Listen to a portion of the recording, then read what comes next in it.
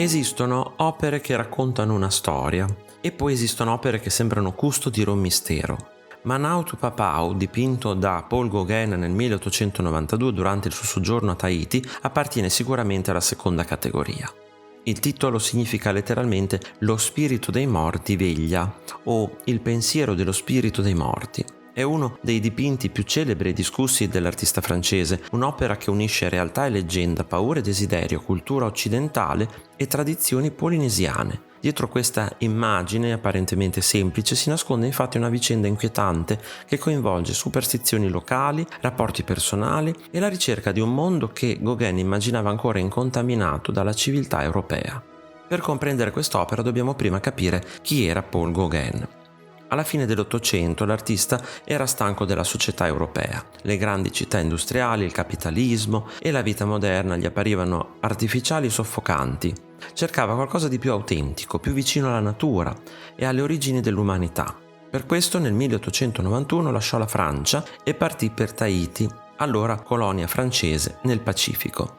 Nella sua immaginazione avrebbe trovato un paradiso incontaminato, popolato da persone ancora legate ai ritmi della natura. La realtà era più complessa. La colonizzazione europea aveva già profondamente trasformato la cultura locale. Nonostante ciò, Gauguin rimase affascinato dai miti, dalle credenze, dalle tradizioni polinesiane che diventarono una fonte inesauribile di ispirazione. Manautu Papau nasce proprio in questo contesto. L'opera mostra una giovane donna distesa a pancia in giù su un letto. Il suo corpo occupa gran parte della composizione. La figura è completamente nuda e appare rigida, quasi immobilizzata. Le mani sono tese, gli occhi sono spalancati, lo sguardo esprime paura. Dietro di lei, immersa nell'oscurità, appare una figura misteriosa, dal volto inquietante. È un fantasma? È una persona reale? È una divinità? Gauguin lascia volutamente la risposta nel dubbio. L'intera scena è avvolta da una luce irreale fatta di viola, blu, profondi, gialli e arancioni accesi. Non sembra una camera da letto reale, sembra piuttosto uno spazio mentale, una dimensione sospesa tra sogno e incubo. Secondo il racconto dello stesso Gauguin, una sera rientrò tardi nella sua abitazione tahitiana.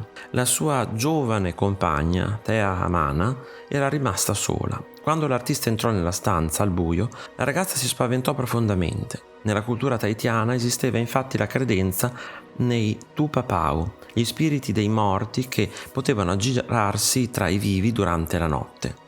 Thea Amana, vedendo una figura emergere improvvisamente dall'oscurità, credette per un istante di trovarsi davanti a uno di questi spiriti. Da quell'episodio nacque il dipinto, ma Gauguin non si limitò a raccontare un fatto reale, lo trasformò in un'immagine simbolica ricca di ambiguità e significati nascosti.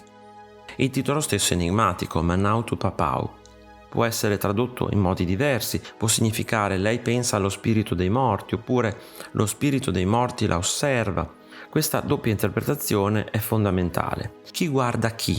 La ragazza teme il fantasma oppure è il fantasma a sorvegliare la ragazza? Gauguin costruisce l'intera opera su questa incertezza. Lo spettatore viene trascinato in un mondo dove non esistono spiegazioni razionali e dove la paura nasce proprio dall'impossibilità di distinguere realtà e immaginazione.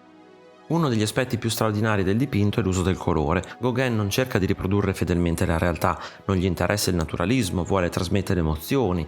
I viola intensi e i blu profondi evocano il mistero della notte, i gialli e gli arancioni creano un'atmosfera quasi soprannaturale, le superfici sono piatte e decorative, le ombre tradizionali scompaiono, i colori diventano simboli psicologici. Questa libertà cromatica influenzerà profondamente gli artisti del Novecento, dai Fauve agli espressionisti. Molti storici dell'arte hanno sottolineato l'ambiguità del dipinto. Da un lato il corpo della giovane donna viene presentato come una figura sensuale, dall'altro il suo atteggiamento comunica paura e vulnerabilità. Bellezza e inquietudine convivono nella stessa immagine. Questo contrasto genera una forte tensione emotiva. Lo spettatore è attratto dalla bellezza della figura, ma contemporaneamente percepisce qualcosa di disturbante.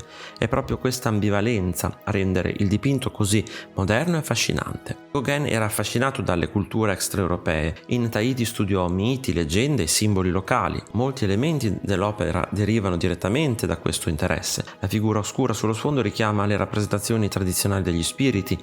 L'atmosfera magica riflette il mondo delle credenze popolari tahitiane. Tuttavia bisogna ricordare che Gauguin interpretava questa cultura attraverso il proprio sguardo occidentale. Il dipinto non è una fotografia della realtà polinesiana, è piuttosto la visione personale di un artista europeo che cerca nell'altrove risposte alle inquietudini della modernità.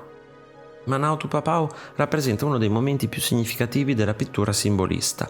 Qui l'arte non descrive semplicemente ciò che si vede, descrive ciò che si sente, le paure, i sogni, i desideri, le superstizioni, le emozioni invisibili. In questo senso Gauguin anticipa molte delle ricerche artistiche del Novecento, dall'espressionismo fino al surrealismo. Artisti come Munch, Kirchner e persino Picasso guarderanno con attenzione alla sua capacità di trasformare il colore e la forma in strumenti di espressione psicologica. Più di 130 anni dopo la sua realizzazione, Manao Tupapao continua a esercitare un fascino straordinario, non perché racconti una storia semplice, ma perché ci lascia immersi nel dubbio. Quella figura oscura è davvero uno spirito? La paura della ragazza è reale o immaginata? E soprattutto i fantasmi che vediamo sono fuori di noi oppure dentro di noi? Forse è proprio questa la grande intuizione di Gauguin, mostrarci che le paure più profonde non abitano necessariamente il mondo esterno, ma nascono nella nostra mente. E per questo ancora oggi, davanti a questo dipinto, continuiamo a provare la stessa inquietudine che doveva provare la giovane Thea Amana in quella notte tahitiana del 1892. Se ti è piaciuto il video, iscriviti al canale, lascia like e condividilo con i tuoi amici. Un saluto e al prossimo video di Arte Esplorando!